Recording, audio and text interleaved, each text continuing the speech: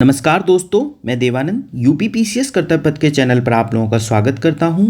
जैसा कि आप लोगों ने वीडियो का थंबनेल देखा होगा, ट्रस्ट मी प्रीलिम्स नहीं रुकेगा। तो देखिए, आज की वीडियो में मैं वही बात करूंगा कि आप लोग पूरे साल से पढ़ते हुए आ रहे हो, फिर भी डर लग रहा है कि पेपर क्लियर होगा कि नहीं होगा। तो ट्रस्ट मी, आज की वीडियो को ध्यान से सुन लेना और जब तक आपका एग्ज़ाम नहीं हो जाता इसको फॉलो कर लेना, आपका प्रीलिम्स 100% क्लियर होगा। देखिए, यूपीपीसीएस का एग्ज़ाम आप लोगों को पता है कि 22 दिसंबर को फाइनल हो चुका है, ठीक है ना। 17th बीपीएससी का 13 दिसंबर को है, तो मोटे मोटे 30 दिन इसमें बचे हुए हैं और 20 दिन के आसपास इसमें बचे हुए हैं। तो देखिए, इस वीडियो में मैं ये बात करूंगा कि आपको क्या करना है, डूज और क्या नहीं करना है। तो देखिए, हर किसी को पता होता है क्या करना है, बट क्या नहीं करना होता है ये ज़्यादा इंपॉर्टेंट होता है। तो सबसे पहले डोंट्स के बारे में बात कर लेते हैं। देखिए, मैं आपको हमेशा बोलता हूँ, थोड़ा पढ़ो और आगे बढ़ो। इस फिलॉसफी को आप मान के चलो और यही एग्ज़ाम की है। इसका मतलब ये है यार, पीएचडी करने मत बैठ जाना कि कोई एक टॉपिक समझ में नहीं आ रहा है तो अब उसकी थॉरोली एक एक दो दो घंटे उसी टॉपिक को करने में लग गए हैं। देखिए, किसी एक टॉपिक से मैक्सिमम 2 क्वेश्चन आ सकते हैं और मिनिमम 1 क्वेश्चन आएगा, ठीक है ना। और एक क्वेश्चन ईजी आ सकता है तो आपका ऑटोमेटिकली आपका वैसे ही ठीक हो जाएगा। तो कोशिश करो यार, पीएचडी करने मत बैठना किसी भी टॉपिक पे। पूरा पूरा दिन निकल जाता है कई बार, कुछ लोगों को मैंने देखा है। तो कोशिश करो कि नहीं समझ में आ रहा है उसको याद करो और आगे बढ़ जाओ, ठीक है ना। या उसके रिलेटेड कोई वीडियो देख लो यार, यूट्यूब पे कोई टॉपिक समझ में नहीं आ रहा है तो वीडियो देख के आगे बढ़ जाओ, ठीक है ना। ज़्यादा टाइम वेस्ट नहीं करना कि 2-2 3-3 घंटे एक ही टॉपिक को लेके बैठे हुए हो। तो पीएचडी नहीं करनी, ये ध्यान रखना है, ठीक है। इसके बाद एक चीज़ ध्यान रखिए यार, आप लोग ना बहुत ज़्यादा टेस्ट पेपर लगा रहे हो। किसी भी कोचिंग इंस्टीट्यूट के हमेशा टेस्ट पेपर उठा लेते हो, उनको लगाने लगते हो। एक तो क्वेरी मेरे पास इवन यहाँ तक आई थी कि यार 100 टेस्ट मैं लगा चुकी हूँ या लगा चुका हूँ। तो देखिए यार, ये चीज़ ध्यान रखो, इतने टेस्ट नहीं लगाने। अगर आपने लगा भी लिए हैं और उनको रिवाइज नहीं किया तो वो वेस्ट है आपके लिए, आपको एग्जाम में याद भी नहीं आएगा। तो अब कोई नया टेस्ट नहीं लगाना है, और अगर लगाना भी है तो एग्ज़ाम का जिस समय हमारा जिस टाइम पे एग्ज़ाम होता है बीपीएससी का और यूपीपीसीएस का, उसी टाइम पीरियड में लगाना है, ठीक है ना। और मैक्सिमम 2 या 3 टेस्ट ज़्यादा से ज़्यादा अब आप लगा सकते हो किसी भी कोचिंग इंस्टीट्यूट के, और उसी टाइट शेड्यूल में लगाना है 2 घंटे में, जिस टाइट शेड्यूल में हमारा एग्ज़ाम होगा जिस टाइम पर, ठीक है ना। और 2 या 3 से ज़्यादा मत लगाना। ये 2 चीज़ें इंपॉर्टेंट है, याद रखना। तीसरा उससे भी ज़्यादा इंपॉर्टेंट है, मैंने इसे ब्लैंक इसलिए रखा है। देखिए यार, हम लोग आजकल मैं ये देख रहा हूँ कि इतने सारे नोट्स मटेरियल फ्लोट कर रहे हैं कि हम बार बार नए नए मटेरियल से चीज़ें पढ़ रहे हैं कि कुछ नया मिल जाए, कुछ नया मिल जाए। और हम लोगों की आदत भी होती है, हम लोगों की क्या, हमारे माइंड की आदत होती है कि वो हर बार नई चीज़ें देखना चाहता है। उसे सबसे ज़्यादा प्रॉब्लम आती है रिवीजन करने में। और मुझे पता है जितने भी लोग ये वीडियो सुन रहे हैं उनकी सबसे बड़ी प्रॉब्लम होगी कि वो रिवीजन नहीं करना चाहते। तो देखिए, अगर आप रिवीजन नहीं करोगे ना तो ये एग्ज़ाम क्लियर नहीं होगा। और रिवीजन सेम नोट से किया जाता है जिस नोट से आपने पहले पढ़ाई की है, रेदर देन कि हर बार नए नोट्स, नई पीडीएफ मार्केट से उठा ली, या आजकल फ्री पीडीएफ इतनी अवेलेबल है आपने वहाँ से ले ली या परचेज कर ली और उससे पढ़ रहे हैं, फिर नई परचेज कर ली। रेदर देन एक ही पीडीएफ में अपनी चीज़ें अपडेट करते जाइए। मान लो कुछ पढ़ा उस पीडीएफ में अवेलेबल नहीं है, वो अपडेट कर लीजिए, रेदर देन बार बार नई पीडीएफ पढ़ो। ये इंपॉर्टेंट है, इसलिए ब्लैंक रखा था कि यहाँ पे मैं आपको बता सकूं। ये जो पीडीएफ लोग खेलते हैं ना कि मटेरियल कलेक्टर बन जाते हैं, वो नहीं बनना है। इसमें आपके जो भी हैंड रिटन नोट्स हैं या जो भी बेसिक बुक्स हैं उनको पढ़ना है। तो पीडीएफ कलेक्ट नहीं करनी कोई भी, कि अब कोई पेपर नहीं लगाने हैं, और लगाने भी हैं केवल प्रैक्टिस के लिए कि हाँ भी हम 2 घंटे बैठ पा रहे हैं कि नहीं बैठ पा रहे हैं। तो 2 घंटे के टाइट शेड्यूल में बैठ के सेम टाइम पीरियड में जिसमें यूपीपीसीएस का पेपर होता है या बीपीएससी का पेपर होता है, और पीएचडी नहीं करनी। ये 3 चीज़ें ध्यान रखनी है, ठीक है। देखिए, आज की वीडियो में मैं बस इतना बताना चाह रहा हूँ, आपका यार पूरा साल बच जाएगा। इसको मान लेना, पूरा साल बच जाएगा। बस इसको फॉलो कर लो यार जब तक एग्जाम नहीं हो रहा है, ठीक है। अब देखिए, आप लोगों को क्या करना है वो जानने से पहले आप ये देखिए, एग्जाम में कुछ इजी क्वेश्चंस आते हैं, ठीक है ना। कुछ मॉडरेट आते हैं, कुछ टफ आते हैं। देखिए, मॉडरेट और टफ की मैं बात नहीं कर रहा हूँ, सबसे पहले इजी क्वेश्चंस। देखिए, अगर हमारा इजी क्वेश्चंस गलत होता है ना तो हमारा कॉन्फिडेंस डाउन हो जाता है, क्योंकि हमको वो क्वेश्चन पता होता है बट एग्जाम में कन्फ्यूजन हो जाता है। तो हमें अपने कॉन्फिडेंस को हाई रखने के लिए ईजी क्वेश्चंस को, जो लो हैंगिंग फ्रूट्स हैं, उनको टारगेट करना है। अब हम कैसे इंश्योर करें कि हमारा ईजी क्वेश्चन कोई भी गलत ना हो। तो देखिए, उसके लिए सबसे पहले आपको क्या करना है, बेसिक सोर्सेज, जैसे कि पॉलिटी के लिए लक्ष्मीकांत है, ठीक है ना। अगर आप उसको रिवाइज करके जाओगे ना तो पॉलिटी का आपका कोई क्वेश्चन गलत नहीं होगा। तो अब आपको उसे कैसे रिवाइज करना है वो भी बताऊंगा, ठीक है ना। तो आपने जो भी बेसिक बुक्स हैं, पॉलिटी के लिए आपकी लक्ष्मीकांत है, जैसे हिस्ट्री के लिए स्पेक्ट्रम है, या कोई भी बेसिक बुक आपने हिस्ट्री के लिए पढ़ी है, उन्हीं बुक्स से रिवाइज करना है आपको, ठीक है ना। या आपने अपने जो भी नोट्स बनाए हैं उनसे रिवाइज करना है, क्लियर। तो मतलब मैंने आपको पहले पॉइंट में क्या बताया, क्या करना है, बेसिक बुक्स से रिवाइज करना है। जो आपने नोट्स बनाए हैं या किसी भी कोचिंग इंस्टीट्यूट की कोई भी बुक आपने अगर पहले पढ़ी है, इस समय कोई नई बुक नहीं उठानी है, ठीक है ना। इससे क्या होगा, आपके इजी क्वेश्चंस गलत नहीं होंगे। दूसरा, देखो कई लोगों को लोग शॉर्ट नोट्स भी बनाते हैं पढ़ते हुए, तो अगर आपने भी बनाए होंगे तो उन्हीं को रिवाइज करो बार बार। और आपने जितने भी टेस्ट पेपर लगा चुके हो पहले, या अभी अगर 2-3 टेस्ट पेपर लगा रहे हो, कोई भी चीज़ आपको नहीं मिलती है या आप कहीं और देखते हो, तो अपने नोट्स में अपडेट करिए और उसको रिवाइज करिए, ठीक है ना। तो एक तो शॉर्ट नोट्स को रिवाइज करना है, बेसिक बुक्स से रिवाइज करना है। तीसरा क्या है, देखिए ये जो पीवाईक्यू है, जैसे बीपीएससी का पीवाईक्यू है या यूपीपीसीएस का, एटलीस्ट 5 साल का, और अगर पॉसिबल है तो 10 साल के पीवाईक्यू लगाते जाइए, ठीक है ना। ये बैक गियर में लगाने हैं। बैक गियर का मतलब पहले 23 के लगाइए, फिर 22 के लगाइए, फिर 21 के लगाइए, ऐसे पीछे की तरफ चलना है, ठीक है ना। देखो पीवाईक्यू लगाओगे और सेम क्वेश्चन कई बार रिपीट हो जाता है, अगर वो आ गया तो आपका सही हो जाएगा, आपका कॉन्फिडेंस हाई हो जाएगा। और अगर पेपर में आ गया कि ये पीवाईक्यू रिपीट हो गया और आपको पता है पीवाईक्यू आया है, अगर आपका वो सही नहीं हुआ तो आपका कॉन्फिडेंस हिल जाएगा, तो आगे आने वाले क्वेश्चंस और गलत हो जाएंगे। तो पीवाईक्यू का अगर कोई भी क्वेश्चन आता है तो आपका गलत नहीं होना है, क्योंकि वो ईजी कैटेगरी में काउंट होता है। क्लियर।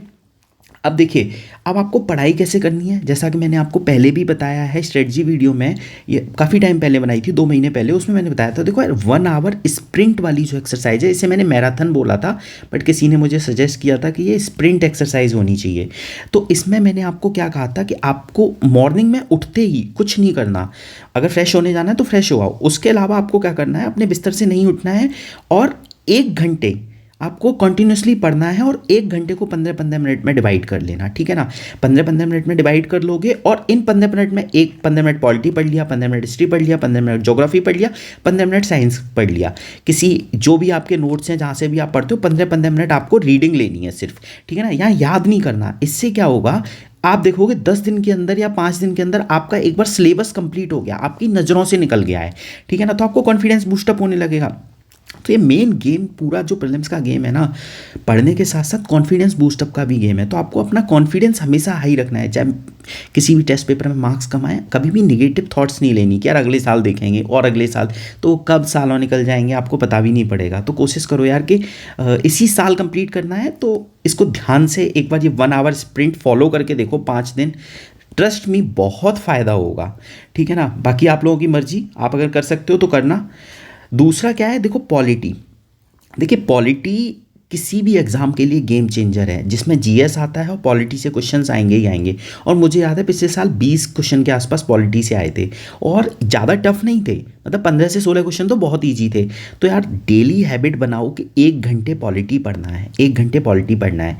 देखो यार, इसका एक अच्छा तरीका क्या हो सकता है, आप लोगों को अगर लगता है कि आप लोग मतलब अकाउंटेबल नहीं हो किसी के लिए, आप मुझे मैसेज कर सकते हो। मेरी पर्सनल आईडी आपको पता ही है, मैं कई बार आप लोगों को दे चुका हूँ, @देवपेंग।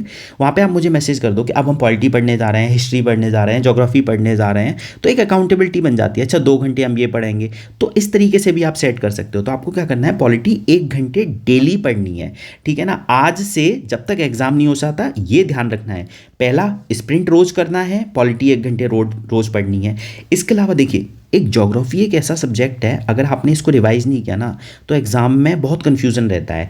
तो आपको क्या करना है, देखिए ज्योग्राफी में बहुत सारे जैसे माउंटेन्स हैं, प्लेटू हैं, रिवर्स हैं, इनकी देखो यार, अगर आपने मैपिंग बना ली है तो बहुत अच्छा है, नहीं बनाई है तो आप कहीं से भी पढ़ रहे हो, इनको मैप की फॉर्म में कन्वर्ट कर लीजिए, ठीक है। मैपिंग में करने के बाद आपको क्या करना है, हर तीसरे दिन ज्योग्राफी को रिवाइज करना है। अगर मैपिंग में कन्वर्ट नहीं कर पा रहे तो बेसिक सोर्सेज आपने जहाँ से भी पढ़ा है, जहाँ भी आपके mountain, प्लेटू, reverse, wind, local wind, ये सब दिए हुए हैं, उनको एक जगह हर तीसरे दिन उनको रिवाइज करो आप, ठीक है ना। 2-3 घंटे ज्योग्राफी को लेके बैठ जाओ 2-3 दिन बाद, और इन बेसिक चीज़ों को बार बार रिवाइज करो, क्योंकि इससे आपको पता है क्वेश्चंस आने ही आने हैं, और पढ़ा होगा तो सही है, नहीं पढ़ा होगा तो नहीं सही है। तो इसलिए इनको हर तीसरे दिन आपको रिवाइज करना है, जब तक आपका एग्जाम नहीं हो जाता, ठीक है। इसके अलावा आपको और क्या करना है, देखिए यार करंट अफेयर के लिए देखो, बहुत ज़्यादा लोगों ने इतने सोर्सेज बढ़ा लिए हैं ना कि कन्फ्यूज़न ही कन्फ्यूज़न हो गया है, पता नहीं सॉल्यूशन क्या है इसका। वो सॉन्ग आपने सुना ही होगा, ठीक है ना। तो देखिए, आपने जिसकी भी वीडियो देखी है, अगर मेरी वीडियो देखी है जो मैंने बनाई है वो आप देख सकते हैं, या और भी यूट्यूब पे बहुत अच्छे अच्छे चैनल्स हैं जिन्होंने वीडियोस बना रखी हैं, आप चाहे वहाँ से देख लीजिए। लेकिन आपने जिसकी स्टार्टिंग से देखी है ना, उन्हीं वीडियो को आप दोबारा एक बार ज़रूर देख कर जाना। देखो आपके एग्जाम में क्वेश्चंस गलत नहीं होगा, वरना आपको लगेगा सुना सुना है बट एग्जाम में याद नहीं आएगा। तो ट्रस्ट मी कि आपने जिसकी भी वीडियो देखी है उसको दोबारा देखकर एक बार जरूर जाना, चाहे 2x की चाहे 1.5x की स्पीड से, ठीक है ना। इसके अलावा आपको क्या करना है, देखिए 8 से 10 मंथ का करंट अफेयर तो पढ़ना ही पढ़ना है। अब आपको पता है कुछ कोर टॉपिक्स हैं करंट अफेयर में, उनसे क्वेश्चंस आते ही आते हैं। जैसे आपको पता है जो जो मेजर स्पोर्ट्स इवेंट हुए हैं इस साल, जैसे ओलंपिक्स है, पैरा ओलंपिक्स है, इससे क्वेश्चंस आना ही आना है। तो इसको थॉरोली रीड करो यार कि क्या क्या क्वेश्चन बन सकता है। जैसे यूपी के लिए, यूपी के कौन कौन से स्पोर्ट्स प्लेयर हैं जो खेलने गए थे, बिहार के कौन कौन से हैं। यूपी के लिए तो मैंने वीडियो अलग से बनाई है कि यूपी का जलवा करके एक उसका मैंने थंबनेल बनाया था कि कौन कौन से प्लेयर हैं जो जीत के आए हैं, किस किस कंट्री मतलब डिस्ट्रिक्ट से बिलोंग करते हैं। तो यूपी वाली वो वीडियो आप देख सकते हो, बहुत अच्छी है और एक क्वेश्चन आपको एग्जाम में मिल सकता है, ठीक है यार। देखो मैं मतलब वीडियो प्रमोट नहीं कर रहा हूँ, बस आपको ये बता रहा हूँ कि यार आपने अगर नहीं देखी है तो आपको फ़ायदा मिल जाएगा, आप कहीं और से भी देख सकते हो। बट ना यार जिसकी वीडियो देख रहे हो ना, एक बार आपने पहले देखी है तो उसी को दोबारा देखना, सोर्सेस चेंज मत करना। मटेरियल कलेक्टर और सोर्स कलेक्टर नहीं बनना है हमें, हमें जर्नलिस्ट बनना है और एग्ज़ाम क्लियर करना है, ठीक है ना।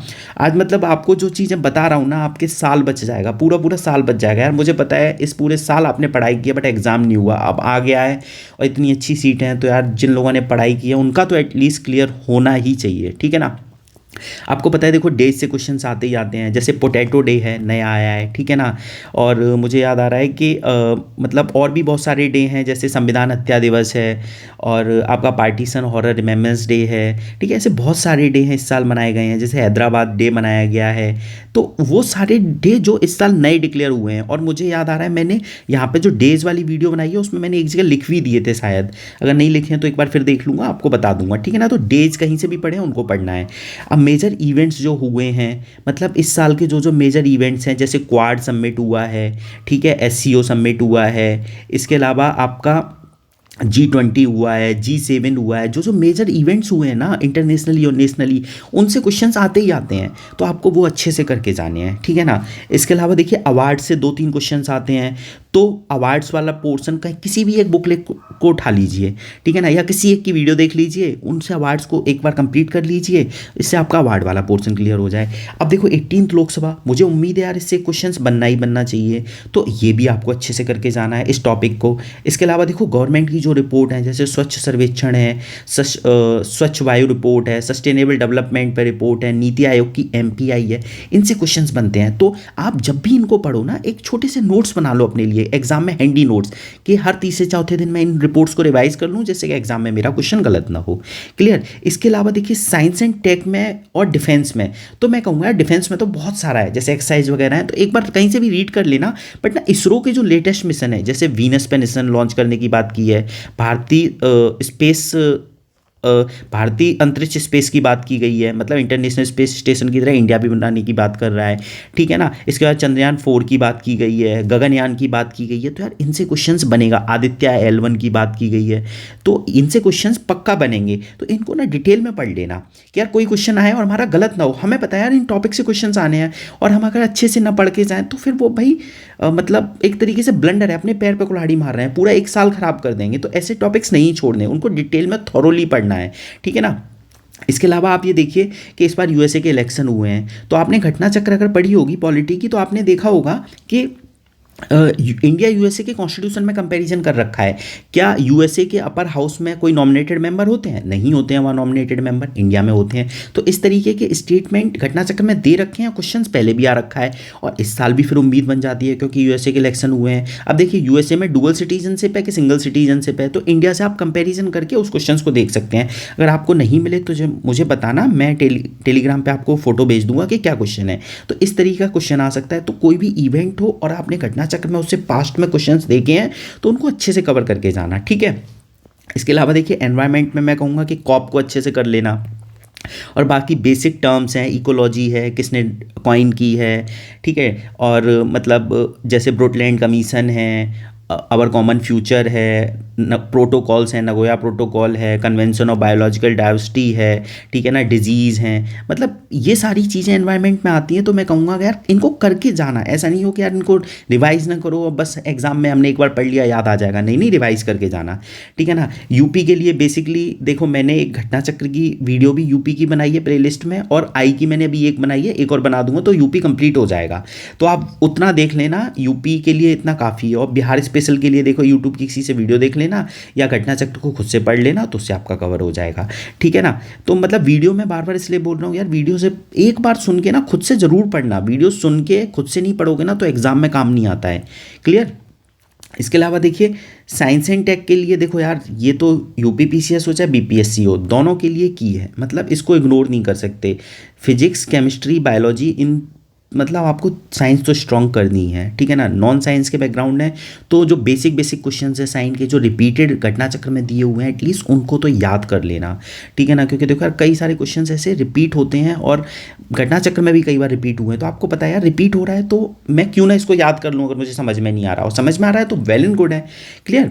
तो साइंस एंड टेक को इग्नोर नहीं करके जाना है। इसके अलावा देखिए हिस्ट्री आप लोगों ने कहीं ना कहीं पूरे साल कुछ ना कुछ पढ़ा होगा, टेस्ट पेपर लगाए होंगे या कुछ भी किया होगा, तो हिस्ट्री के लिए ज़्यादा लोड नहीं लेना कि पूरे दिन हिस्ट्री पढ़ रहे हैं, ऐसा नहीं करना। मॉडर्न हिस्ट्री अच्छे से कर लेना क्योंकि उसके क्वेश्चन ईजी आते हैं, ठीक है। इकोनॉमी में भी आपने जहाँ से बेसिक बेसिक चीज़ें पढ़ी हैं, इंडेक्स वगैरह हैं, ठीक है ना, सीपीआई है, WPI है, ये सारी चीज़ें आप देख लेना, कौन रिपोर्ट कौन निकालता है कौन नहीं निकालता है। एनवायरनमेंट में मैंने अभी आपको बता ही दिया। तो इस तरीके से इनको ज़्यादा लोड नहीं लेना, हल्का हल्का मोटा मोटा देख लेना है। बाकी पॉलिटी है, ज्योग्राफी है, करंट अफेयर है, ये मेजर वेटेज है, आपको पूरे दिन का मेजर वेटेज यहाँ पे देना है और इन चीज़ों को हल्का हल्का पढ़ते रहना। क्योंकि हिस्ट्री तो आपने पूरे साल कहीं ना कुछ पढ़ा होगा और वैसे भी हिस्ट्री में लोगों को इंटरेस्ट आता है, तो हिस्ट्री का मॉडर्न हिस्ट्री अच्छे से करके जाना, ठीक है। एंशिएंट और मेडिवल में मास्टरी करने की कोशिश मत करना, बस जो बेसिक बेसिक चीज़ें होती हैं उनको देख के जा सकते हो। क्लियर। अब देखिए, अब सबसे इंपॉर्टेंट चीज़ तो ये है जो मैंने सबसे लास्ट में लिखी है, जबकि मुझे लगता है इसे पहले लिखना चाहिए था, बट कोई बात नहीं। देखो डेली सी सेट करना 30 मिनट तक, क्योंकि देखो अगर सेकंड पेपर क्लियर नहीं होगा ना तो फर्स्ट पेपर की कोई वैल्यू नहीं है। क्लियर। तो डेली सी सेट 30 मिनट कर लेना। इसके अलावा देखिए एक चीज़ बताता हूँ आपको, जो लोग नॉन मैथ बैकग्राउंड के हैं ना, उनके लिए सी सेट कई बार टफ हो जाता है। तो देखो यार कहीं से भी ना फॉर्मूले, जो मैथ के बेसिक फॉर्मूले होते हैं ना, उनको रिवाइज करते रहना। 2-3 क्वेश्चन इजीली सॉल्व हो जाएंगे। जैसे बीपीएससी में अलग से 10 क्वेश्चन आते हैं, 2-3 क्वेश्चन फॉर्मूले से सॉल्व हो जाएंगे। किसी भी फॉर्मूला बुकलेट को लेके उससे पढ़ लेना। इसके अलावा डेली आप 30 मिनट करते रहोगे ना, तो मैं गारंटी दे रहा हूँ अगर आपने आज से भी एग्जाम तक किया ना डेली 30 मिनट मैथ, तो 10 में से 7 से 8 क्वेश्चन तो आप इजीली कर ले जाओगे। तो डेली 30 मिनट मैथ को देना ही देना, ठीक है ना। बाकी इस चीज़ को फॉलो कर लेना है, ट्रस्ट मी बहुत फ़ायदा होगा, प्रीलिम्स नहीं रुकेगा।